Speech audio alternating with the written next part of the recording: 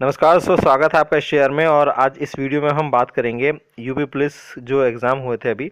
तो 27 तारीख के फर्स्ट शिफ्ट में जो पेपर हुआ था उसमें जितने भी क्वेश्चंस जो गलत आए हैं या जिस क्वेश्चन में मिसप्रिंट है या कुछ क्वेश्चंस ऐसे हैं जिसमें आपको डाउट है कि ये क्वेश्चन गलत है या सही है, तो वो सारे क्वेश्चन मैंने लिए हैं इस वीडियो में। अगर कोई क्वेश्चन छूट गया हो तो आप उसको कमेंट कर दीजिएगा। पहले तो आप पूरा वीडियो देखिएगा। तो इसमें ऐसे क्वेश्चन बहुत हैं जिसमें आपको डाउट है कि ये क्वेश्चन गलत है या नहीं, लेकिन फिर भी हम मान के चलिए 3 से 4 क्वेश्चन तो हैं जो पूरे पूरे सीधे सीधा है, जो गलत ही हैं या जिसमें कुछ मिसप्रिंट है।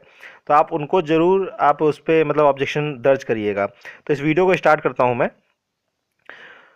तो देखिए, सबसे पहले जो हमारा क्वेश्चन है ये है कि if the selling price is triple the profit goes up to 5 times, find the profit percentage. तो हिंदी वाला इसलिए नहीं रखा है क्योंकि उसमें काफ़ी कुछ सॉल्यूशन है, तो वहाँ पे वो अच्छा से प्रिंट नहीं आ पाया है। तो आप इसमें समझ जाइएगा, क्वेश्चन आप अपने देख लीजिएगा। तो देखिए, इस क्वेश्चन में क्या है, वैसे तो इस क्वेश्चन को क्या है कि बहुत लोगों ने, जो मेरे स्टूडेंट्स थे उन लोगों ने सॉल्यूशन भी मांगा था कि इस क्वेश्चन को सॉल्व करवा दीजिएगा। तो इस क्वेश्चन का जो आंसर है वो 100% है। 100% जो है बी ऑप्शन वो सही है। इसमें हुआ क्या है, आप सॉल्यूशन देख लीजिए कि कह रहा है अगर एसपी अगर 3 टाइम्स कर दिया जाए तो प्रॉफिट जो होता है हमारा वो 5 टाइम्स हो जाता है। तो अगर पहले केस में अगर मैं सीपी निकालूं तो सीपी क्या होगा, एसपी माइनस पी, वो इक्वल्स टू सीपी हो जाएगा। और 3 एसपी माइनस 5 पी, वो भी हमारा सीपी हो जाएगा। दोनों तरफ से मैंने सीपी को बराबर कर दिया क्योंकि क्रैमूल तो हमारा एक ही है। अब दोनों को बराबर करने पे क्या हुआ, हमारा एस पी और पी में एक रिलेशन आया, वो रिलेशन आया 2p equals to S P. अब प्रॉफिट हमारा क्या होता है, S P minus C P. तो 2 SP माइनस सी पी कर दीजिए। इसको सॉल्व करेंगे तो लास्ट इक्वेशन आपकी 1 SP इक्वल्स टू 2 CP आएगी। यानी अगर विक्रय मूल्य 2 रुपये है तो क्रय मूल्य आपका 1 रुपये। तो अगर 1 रुपये की चीज़ अगर आप 2 रुपये में बेच रहे हो तो आप कितने परसेंट का प्रॉफिट ले रहे हो, 100% का।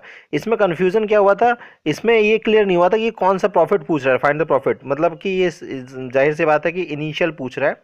अगर बात की पूछता तो सीधी बात है 500%। तो इसका आंसर बी था और ये इसका सॉल्यूशन था।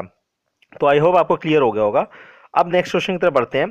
क्वेश्चन ये है, if 10x plus 5 ratio 42x plus 8 is the triplicate ratio for 5:8। अच्छा, इसमें क्या है, हिंदी में लिखा है 3 गुना अनुपात। तो ट्रिप्लीकेट रेशियो, आप जो ये टर्म है इसको आप समझ लीजिए। ये क्वेश्चन बहुत ही ईजी था, समझ जाते हैं आप आराम से। और इसका जो आंसर है वो सी है, वो सही है। इनका आंसर 1728। ट्रिप्लीकेट रेशियो होता क्या है, आप इस चीज़ को देख लीजिए। देखिए, ट्रिप्लीकेट रेशियो ये होता है कि अगर कोई भी A:B अगर ट्रिप्लीकेट रेशियो है तो इसका ट्रिप्लीकेट रेशियो क्या होगा A:B का, वो होता है A³ रेशियो B³।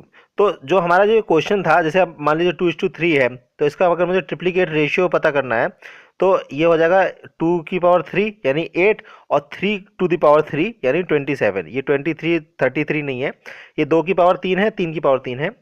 तो हमारा 8:27 हो जाएगा। तो इस क्वेश्चन में कह रहा है कि जो ये है वैल्यू, ये ट्रिप्लीकेट रेशियो है 5:8 का। तो यानी 5 का क्यूब 125, 8 का क्यूब 512।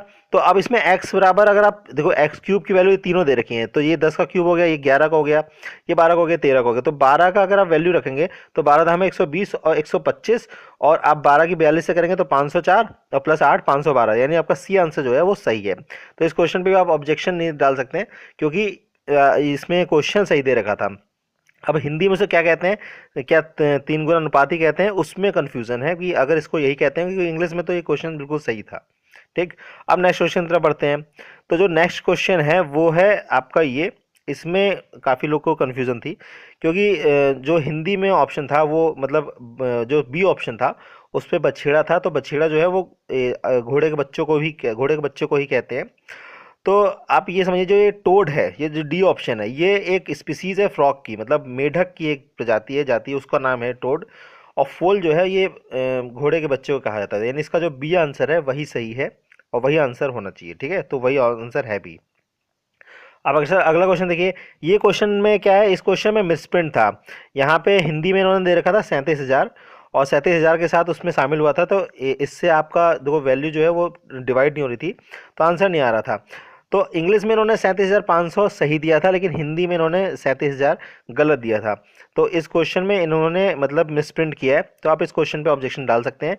इसका आंसर 4 आता, क्योंकि इसने पूछा था कि बी कितने महीने बाद सम्मिलित हुआ है। ठीक है, अगला क्वेश्चन देखते हैं। अगला क्वेश्चन ये देखिए, इसमें भी लोगों को कन्फ्यूजन है, लेकिन आप इसका एक जो तरीका है वो आप समझ लीजिए। देखिए जो पहला जो है इसका आंसर वैसे बी है, जो सही आंसर है कि बी ऑप्शन जो है सबसे अलग है। इसमें देखिए जो ए ऑप्शन है, इसमें पहला, ये तीसरा, और इसमें जो 5 जो गोले हैं जिसमें हॉरिजॉन्टल लाइन है, और जो 4 गोले हैं जिसमें वर्टिकल लाइन है, ठीक है। तो आप इसमें ये समझ सकते हैं।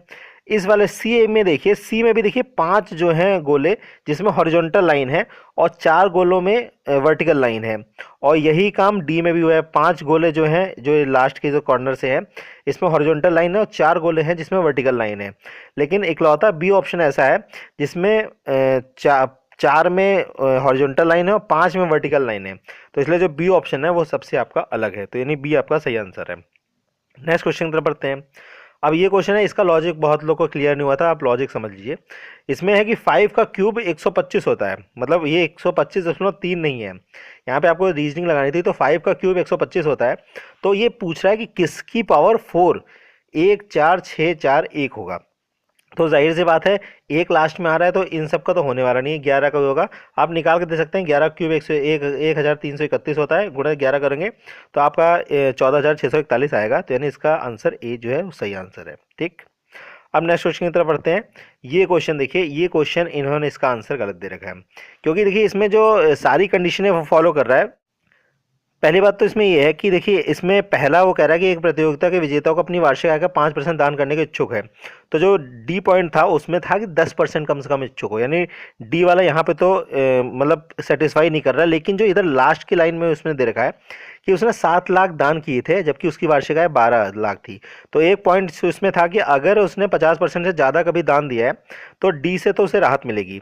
तो देखिए इसमें सारे कंडीशन हैं, लेकिन जो ए वाली कंडीशन है वो नहीं है, मतलब उससे कभी भी कोई अवार्ड नहीं मिला है।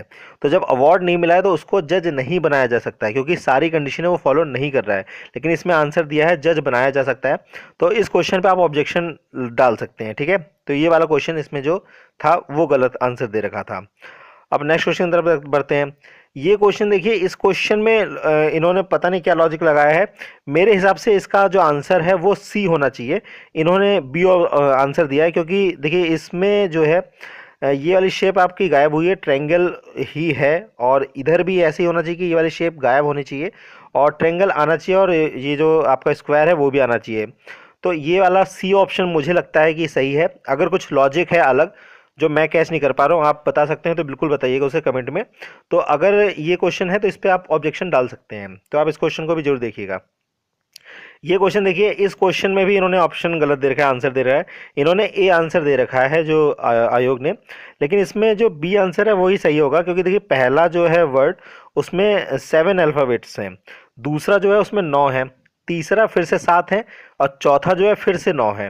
तो अब फिर से 7 वाला आएगा, ठीक है ना। तो 6 आएगा, और जो सी और डी है ये दोनों 8-8 के हैं, तो 8 भी नहीं आएगा ना 6 आएगा, तो 7 आना चाहिए, यानी बी ऑप्शन सही है। अगर इस क्वेश्चन का आपको आंसर गलत दे रखा है, मतलब आपको मिला है गलत, तो आप इस पर भी जरूर ऑब्जेक्शन डालिए, ठीक है। तो बी ऑप्शन जो है वो सही होगा।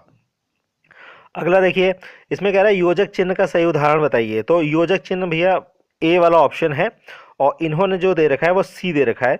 तो आप इस क्वेश्चन पे भी ऑब्जेक्शन जरूर डालिए। और बस इस वीडियो में इतने ही क्वेश्चन थे, और इस डेट में इतने क्वेश्चन थे।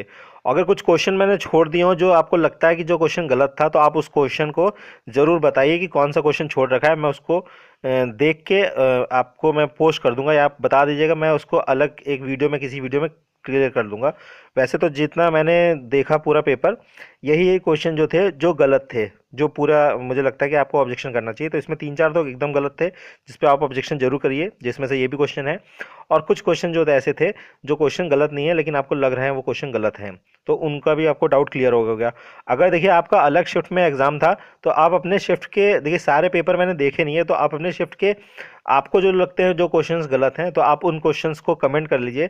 मैं वो पेपर डाउनलोड करके या पेपर किसी से लेके मैं वो क्वेश्चन सारे देख लूँगा, और एक वीडियो बना के आपको भी मतलब वो क्वेश्चंस सारे मैं अपलोड कर दूंगा। तो बहुत बहुत धन्यवाद इस वीडियो को देखने के लिए, और अपने दोस्तों में शेयर जरूर करिएगा इस वीडियो को, जिन लोगों ने एग्ज़ाम दिया है उस डेट को। और ऑब्जेक्शन आप कर लीजिए। ऑब्जेक्शन करने का सिंपल जो पिछला मेथड है वैसे ही है। आप बस अपना जो आप बताना चाहते हैं कि क्या गलती है, आप उसको लिख लीजिए, और कुछ डेटा दे दीजिए। जैसे अब इसमें मान लीजिए कुछ भी है तो योजक चिन्ह क्या होता है, आप कहीं से भी गूगल पे सर्च मार लीजिए, किसी बुक में आपके बारे में जो लिखा हुआ है तो आप पूरा उसको फ़ोटो खींचिए, उसको लगा दीजिएगा वहाँ पे जो आपको मांगते हैं। या कहीं से विकिपीडिया से कोई डेटा है, जैसे जीके कोई क्वेश्चन अगर किसी में गलत आए तो वहाँ से लेके आप उसको मतलब इजीली लगा सकते हैं। तो अगर कहीं भी कोई भी डाउट हो रहा है, किसी भी क्वेश्चन में डाउट हो रहा है या किस तरीके से करना है, आप मुझे बताइए, मैं आपकी पूरी हेल्प करने की कोशिश करूँगा। तो बहुत बहुत धन्यवाद इस वीडियो को देखने के लिए।